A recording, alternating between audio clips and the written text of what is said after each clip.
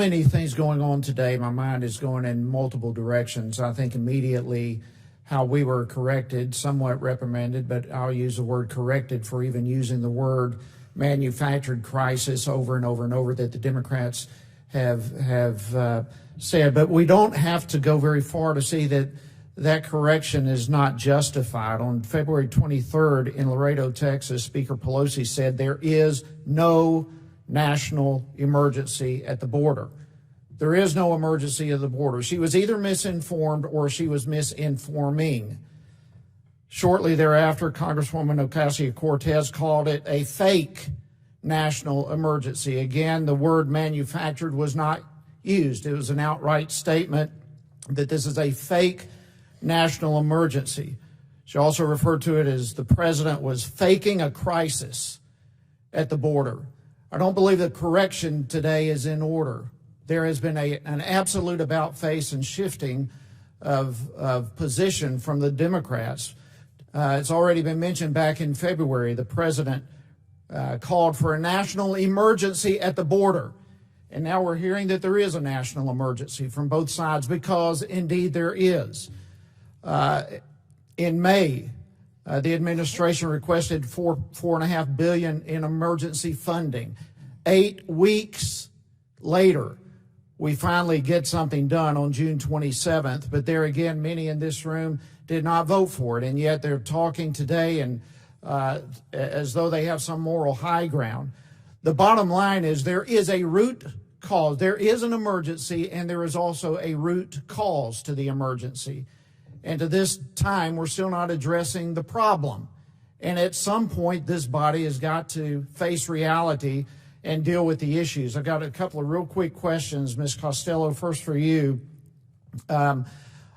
Is the Border Patrol responsible for long-term detention? No, sir, they're not. That's correct.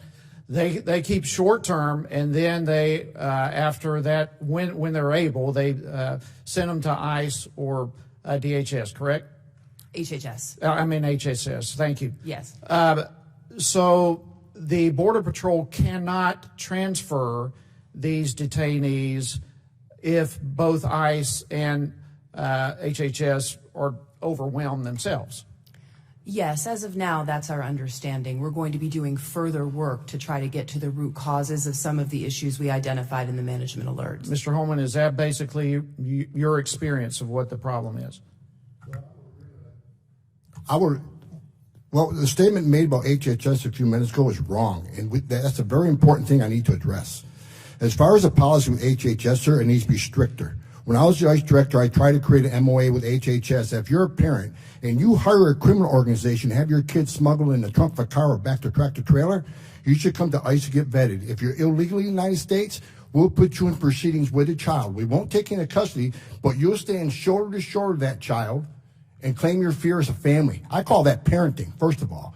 And second of all, you got to hold them accountable. In the FY19 appropriations bill, when we finally reopened government, what did the Democratic side of that caucus do? They added language that ICE could not take action against anybody in a UAC household. When I said at the time, if you do that, the number of UACs will swell. You will see a surge like never before because now these people can operate with no impunity, no consequence, no deterrence. And what happens, sir? The record number of UACs coming across this country. If we're really here to talk about protecting children, then that memorandum of understanding needs to be more strict. Thank you for that. This whole hearing seems to me to be rife with hypocrisy and falsehood.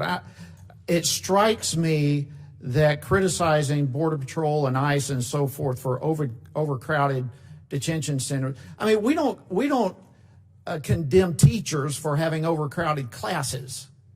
We don't blame teachers for illnesses floating around in overcrowded classrooms. And yet it's fair game for us to do it right here. And the problem lies with us right here in Congress for not addressing the problems and instead referring to political theater. And I urge all of us to come to the point of addressing the issue straight up. Mr. Holman, why does ICE not have enough detention beds? And my time is up. Thank you, Mr. Chairman. ICE has never had enough detention beds. In I know there was a big controversy when money was moved around the department last year to get more detention beds. Okay. They said, what a travesty. What people need to know, 8 out of the last 9 years, that same thing happened. It happened under the Obama administration. ICE has Okay. never been funded enough beds. Thank you. Gentlemen.